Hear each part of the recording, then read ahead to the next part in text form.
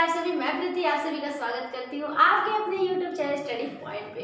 तो दोस्तों उम्मीद करती हूँ कि आप अपना और अपनी फैमिली का अच्छे से ध्यान रखते होंगे। तो आज के इस वीडियो में हम जानेंगे डीएनए के बारे में। इससे पहले की जो वीडियो थी उसमें हम लोगों ने किसके बारे में जाना था? न्यूक्लिक एसिड यानी कि न्यूक्लिक अम्ल के बारे में। वही न्यूक्लिक अम्ल दो प्रकार के थे जिसपे हम लोग डिस्कशन किया था। एक डीएनए होता है और दूसरा क्या होता है? आरएनए होता है। तो आज हम डीएनए को कंप्लीट करने वाले हैं, ठीक है? डीएनए के बारे में पूरा जानने वाले हैं।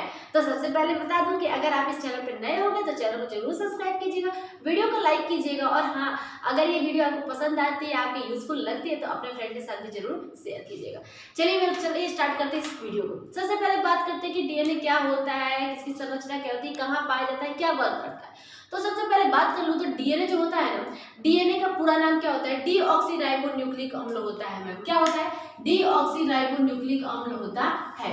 और मैम इसको डीऑक्सी क्यों कहते हैं ये बात पता चलेगा, बस वीडियो के अंत तक बने रहिएगा और सब्र कीजिएगा, आपको सब पता चल जाएगा कि डीऑक्सी क्यों कहते हैं, ठीक है, डीएनए को। दूसरी बात इधर करते हैं कि इसकी द्विकुंडलित संरचना होती है। द्विकुंडलित का मतलब क्या होता है? अगर आप लोगों ने डीएनए कभी देखा होगा, जाना होगा, पढ़ा होगा, तो कुछ डीएनए की संरचना आपको इस तरह दिखाई देता है, ऐसे दिखाई देता है ना। ये डबल हेलिक्स यानी कि इसी दो बार जब ये घुमावदार हुई है ना, इसे द्विकुंडलित नाम दिया जाता है। क्या नाम दिया जाता है? द्विकुंडलित कहते हैं। तो लिखा है कि इसकी द्विकुंडलित संरचना की खोज वॉटसन और क्रिक ने किया था। ये बहुत ही फेमस क्वेश्चन है कि डीएनए की द्विकुंडलित संरचना मॉडल किसने प्रस्तुत किया था? तो द्विकुंडलित संरचना मॉडल किसने प्रस्तुत किया था फ्रेंड्स? वॉटसन एंड क्रिक के द्वारा किया गया था। कौन सा ईयर था? 1953। कौन सा ईयर था? 1953, 1953 में। इसके लिए 1962 में, देखिए 53 में इन्होंने तो ये डिस्कवर कर दिया द्विकुंडलित संरचना का, तो 1962 में इसके लिए क्या मिला इनको? नोबेल पुरस्कार भी दिया गया। पता चला? द्विकुंडलित संरचना वॉटसन एंड क्रिक के द्वारा 1953 में खोजा गया था, 62 में उनको पुरस्कार दे दिया गया। ठीक है, बात खत्म कर दी गई इनकी। अब बात करते हैं कि ये डीएनए होता कहाँ पे एक्चुअली मैम। तो ये डीएनए जो आपको मैंने न्यूक्लियस पढ़ाया था, आई मीन सेल पढ़ाया था, तो सेल में न्यूक्लियस बताया था। न्यूक्लियस के अंदर कुछ मटेरियल था, जेनेटिक मटेरियल था। उसी जेनेटिक मटेरियल में तो प्रेजेंट होता है कौन? डीएनए। तो देखिए यहाँ पे लिखा भी गया है, ये केंद्रक में उपस्थित गुणसूत्रों पर, क्रोमोसोम्स के बारे में मैंने बता रखा है। यह डीएनए कहाँ पे? केंद्रक में उपस्थित गुणसूत्रों पर पाई जाती हैं। यानी कि जो डीएनए होते हैं अकेले फैले हुए नहीं होते हैं, जो क्रोमोसोम्स होते हैं ना उन्हीं के ऊपर क्या होते हैं? ये प्रेजेंट होते हैं और क्रोमोसोम्स के माध्यम से ही एक पीढ़ी से दूसरे पीढ़ी में जाते हैं। ठीक है, समझ में आया? कुछ तो समझ में आ ही रहा होगा। ठीक है, यह अनुवांशिक गुणों को, नेक्स्ट पॉइंट क्या है? अनुवांशिक क्या होता है मैम? Genetic material. जेनेटिक क्या होता है? जेनेटिक का अर्थ होता है कि जो एक पीढ़ी से दूसरे पीढ़ी में जो गुण कैरेक्टर को ले जाते हैं उसे अनुवांशिक गुण कहते हैं। गुड़ खाने वाले गुड़ की बात नहीं की जा रही है, कुछ कैरेक्टर्स की बात की जा रही है। ध्यान से समझिए आप लोग। क्या मैंने बोला कि जो डीएनए होता है मैम, एक पीढ़ी से दूसरी पीढ़ी यानी कि one generation to other generation में ले जाता है। क्या ले जाता है? कैरेक्टर्स को ले जाता है। तो यही तो बात यहाँ लिखा है, यह अनुवांशिक गुणों को एक पीढ़ी से दूसरे पीढ़ी तक ले जाता है या भेजता है। डीएनए स्वयं द्विगुणन करता है। डीएनए स्वयं द्विगुणन का अर्थ होता है रेप्लिकेशन। इंग्लिश में बात करूं तो क्या होता है मैम? रेप्लिकेशन। और रेप्लिकेशन बोले तो क्या होगा? रेप्लिकेशन का मतलब होता है अपनी जैसी कॉपी तैयार करना। अपनी जैसी कॉपी मतलब अपनी जैसी संरचना तैयार करता है डीएनए। सेल साइकिल कभी पढ़ाऊंगी तो आपको बताऊंगी, उसमें जो एस फेज होता है, एस फेज में डीएनए स्वयं रेप्लिकेशन करता है। तो यहाँ पता चला डीएनए अपनी कॉपी खुद तैयार करता है, उस प्रोसेस को द्विगुणन कहते हैं, रेप्लिकेशन कहते हैं। यहाँ पे जो नाइट्रोजनी बेस होते हैं, कल नाइट्रोजनी बेस के बारे में हम लोगों ने चर्चा की थी। जो ये वीडियो पहले प्रीवियस वीडियो देखे होंगे उनको पता होगा कि मैंने नाइट्रोजनी बेस बताया था। अगर आप इस पहली वीडियो देख रहे हो तो इससे पहले की वीडियो आप देख लीजिए ताकि आपके डीएनए पूरा समझ में आपको आए कि न्यूक्लिक एसिड से ही इसको लिया गया है। ठीक है, तो आपको नाइट्रोजनी बेस के बारे में वहाँ पता चल जाएगा। तो इसमें नाइट्रोजनी बेस कौन सा होता है? एजीटीसी। एजी बताया था ना, एजीटीसी यानी कि एजीटीसी का पूरा नाम क्या था ma'am? Adenine thymine guanine cytosine. Adenine thymine guanine cytosine होता है। ठीक है, इससे पहले की वीडियो मैंने लिख रखा है पूरा नाम, इसलिए मैं अभी लिख नहीं रही हूँ।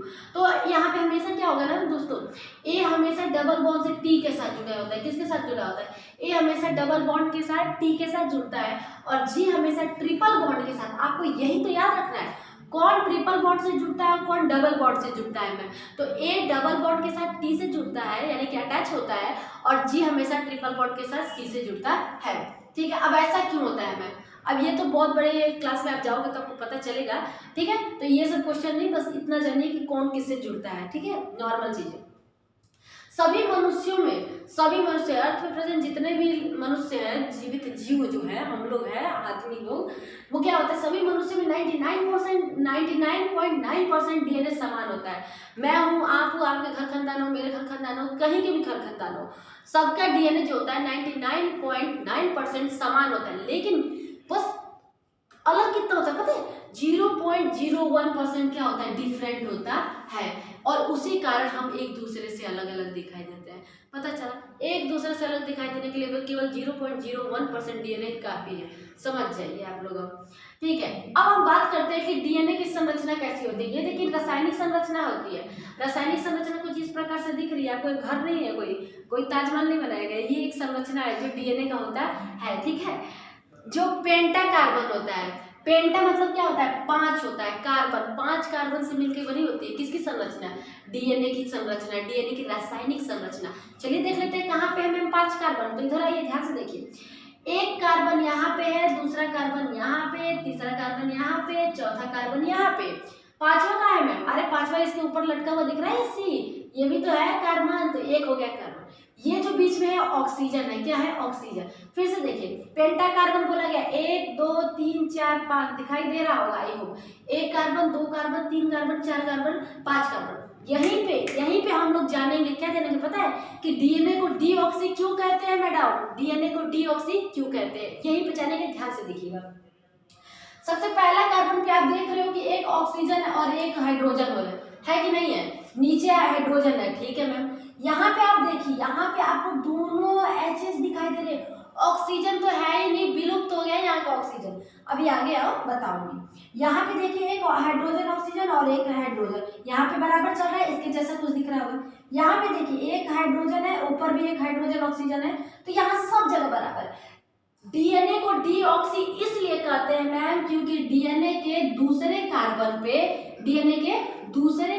पे एक ऑक्सीजन की कमी होती है। मैं यहाँ पे बहुत सुंदर से लिख दूं, यानी कि क्या बोला मैंने, डीएनए के सेकंड कार्बन पर क्या होते हैं, एक ऑक्सीजन की कमी होती है। इसीलिए डीएनए को डीऑक्सी कहते हैं। डीऑक्सी का मतलब होता है एक ऑक्सीजन की कमी। आई होप कि क्लियर हो गया होगा, हो गया है कि नहीं हो गया।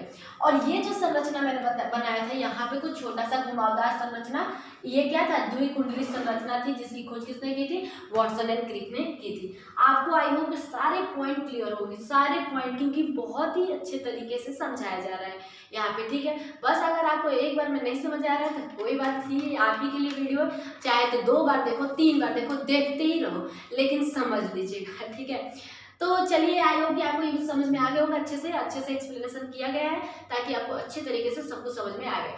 अगर इससे रिलेटेड कोई भी डाउट है तो कमेंट करके मत पूछो, कमेंट करने में क्या जा रहा है, पूछो कमेंट करके कि क्या होता है क्या नहीं होता है, सबका आंसर दिया जाएगा। ठीक है, तब मिलते हैं कल की वीडियो में, तब तक के लिए बाय बाय, टाटा। और कल की वीडियो में आर्यन देखना ना भूलें। ठीक है, बाय बाय।